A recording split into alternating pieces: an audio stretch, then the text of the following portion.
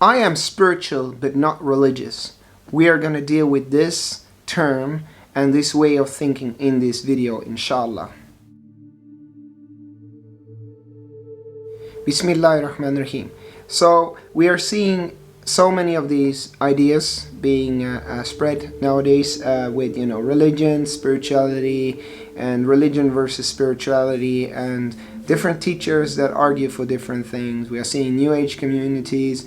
We are seeing yogis and Hindu teachers talking like this, and I'm going to explain as much as I can in this video what religion means and what spirituality means, what are the differences, and why you actually do need religion. Yes, you do need religion. You cannot live a spiritual life seriously without a foundation, a ritualistic tradition. It's not going to work. If you don't believe me, and some people, inshallah, who watch this video will not believe me, they believe that they can, try it out.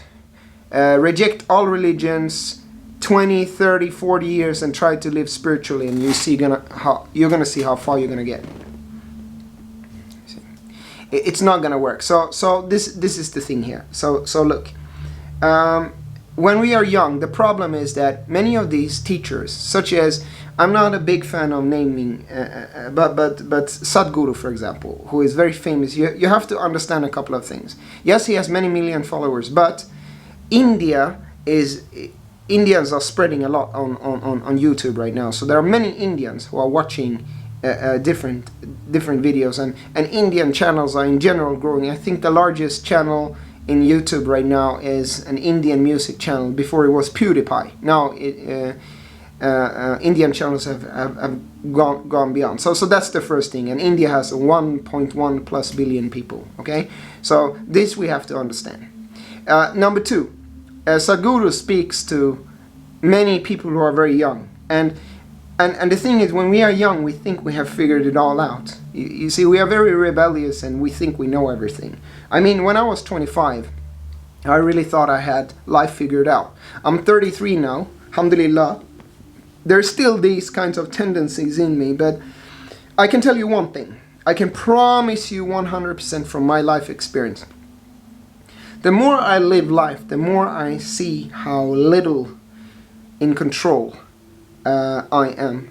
And the more I realize that life just has, and this is very beautiful, and you get so much peace, and you get so much less stress over your own life when you understand. Life has a certain flow, and it has certain laws, and some things happen beyond your control. And in your life, you just end up where you're supposed to end up, and things just happen when they are supposed to happen, and you don't really have any power to control it. You can just do the best you can do in the moment.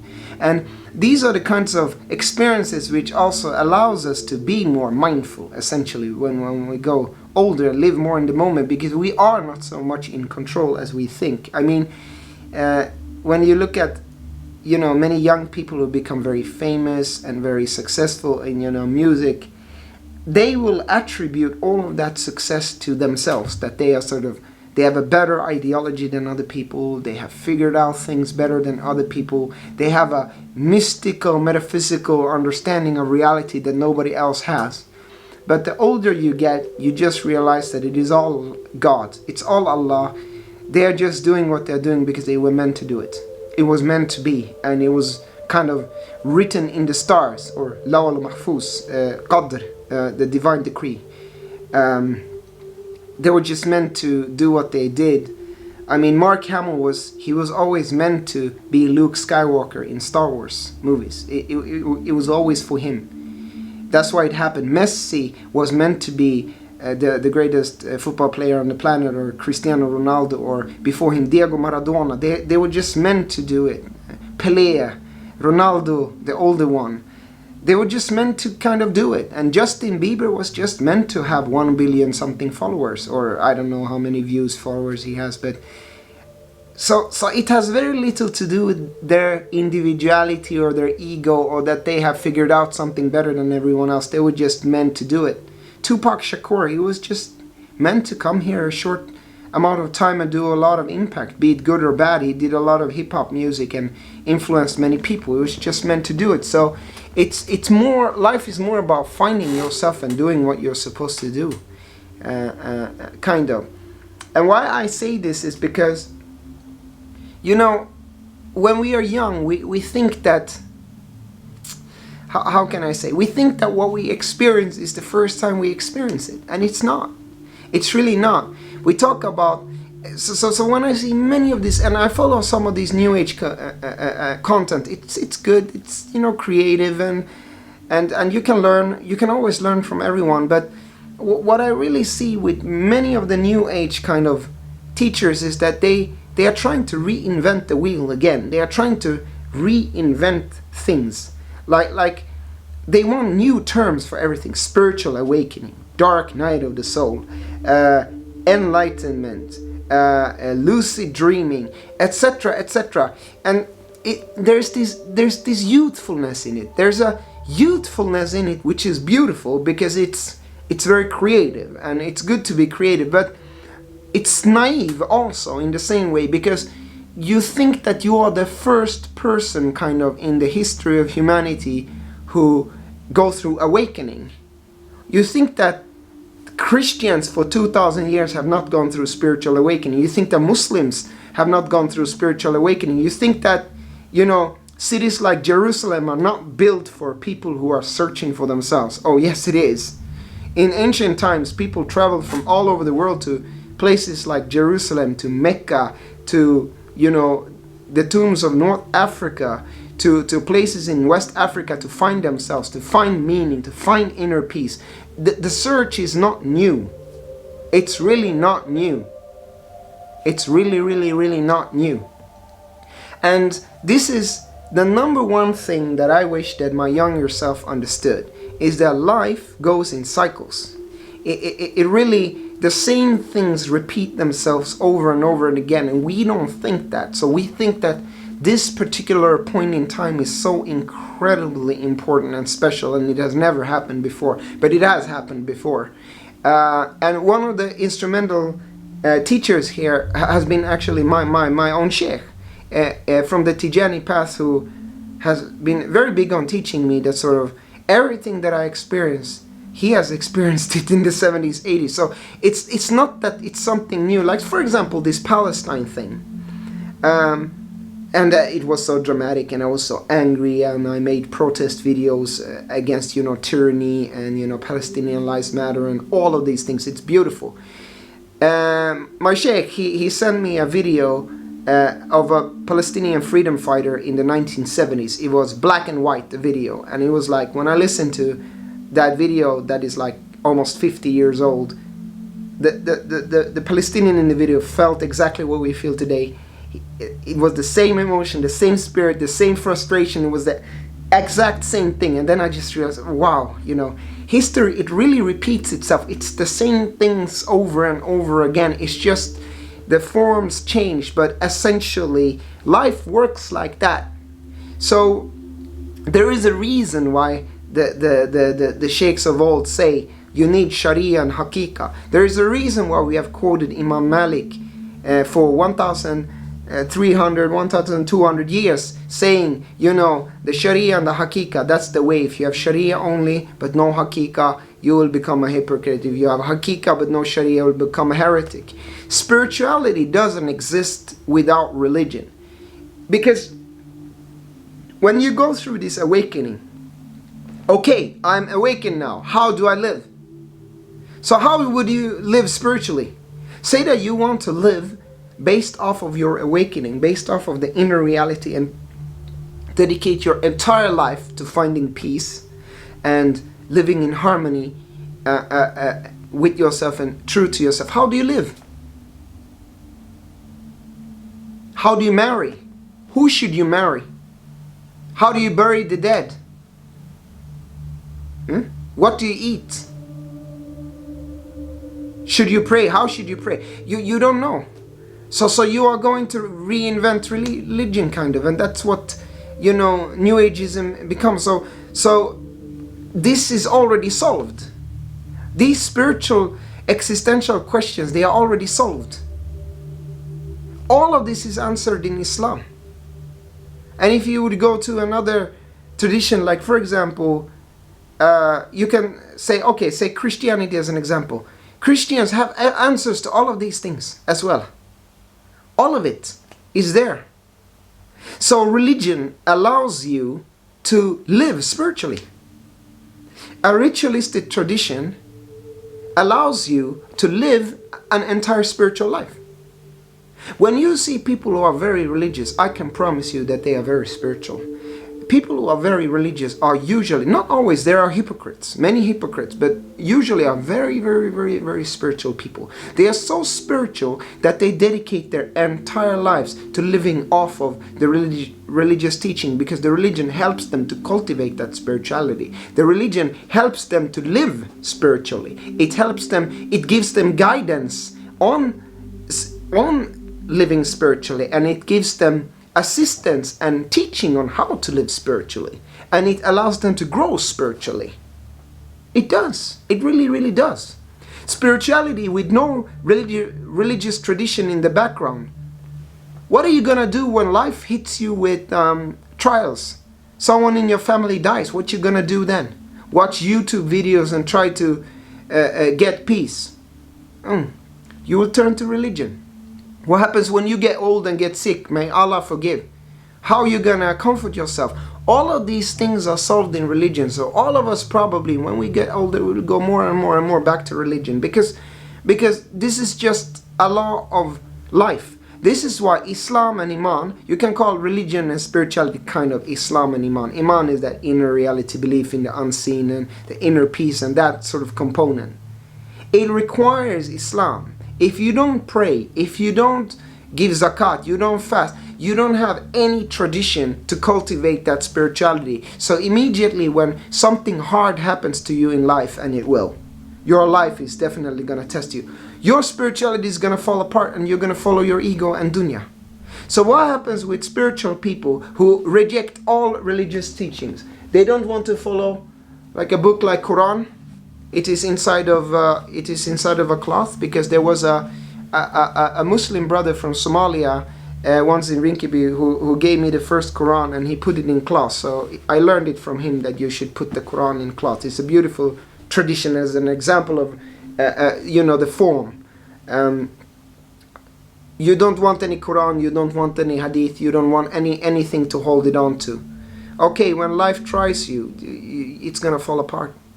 So spirituality with I'm spiritual with but not religious, that's not going to take you very far. A few trials in life and you're going to fall apart, and you're going to start following your ego and dunya.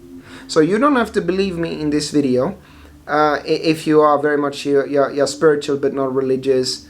You can try it out. You don't not praying and not following any Quran, Hadith, no tradition, none at all.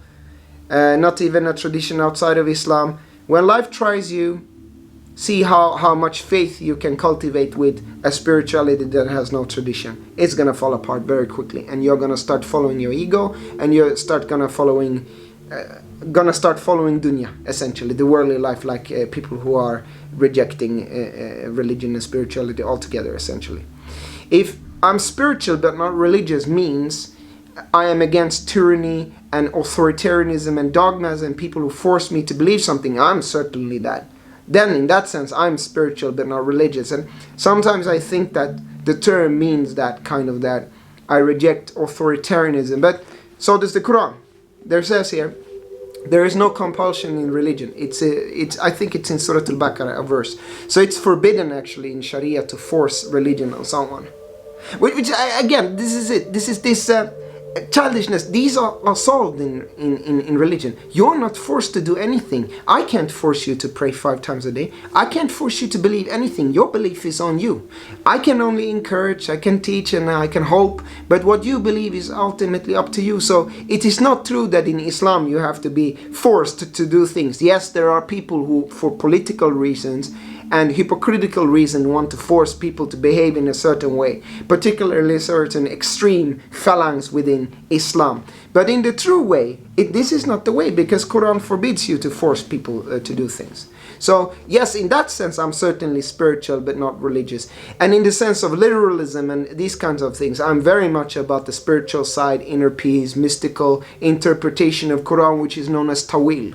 Oh yes, even that exists in the tradition. Tawil is what you call esoteric interpretation. Tafsir is normal interpretation, you can say, of Quran. So the point here is that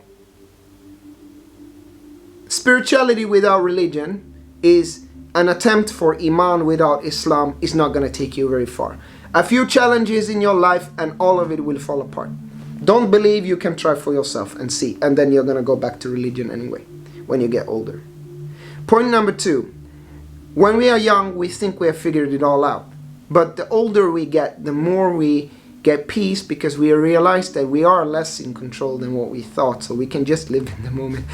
I'm smiling when I get so much peace when I think about it, because there's so much pressure that relieves from my younger years, because it really is like that. I had no idea of certain things that have happened in my life recently that I could just never have figured it out. It just, you end up where you're supposed to end up, and things happen when they are supposed to happen. You just have to have a little bit of faith and be a little bit, in that sense, mindful. Number 3, what we experience is nothing new. It goes in cycles. Don't think that your search for Allah is any different than the Muslim 1,000 years ago who traveled very, very long to get to Jerusalem to find answers on Allah. Your struggle and his struggle is the same. Our struggle for freedom right now, some of us are very passionate about the situation that happened. Thank God, Allahu Akbar, that they have ceased fire now in Israel and Palestine and Gaza. These struggles are nothing new.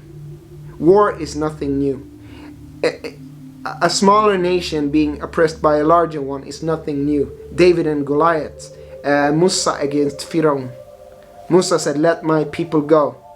Let my people go." It's nothing new. It's thousands of years of human history. Large empires rising and falling. Rome, Persia, the Greeks, Alexander the Great, the British Commonwealth, America nowadays falling as well. It's nothing new. It repeats itself.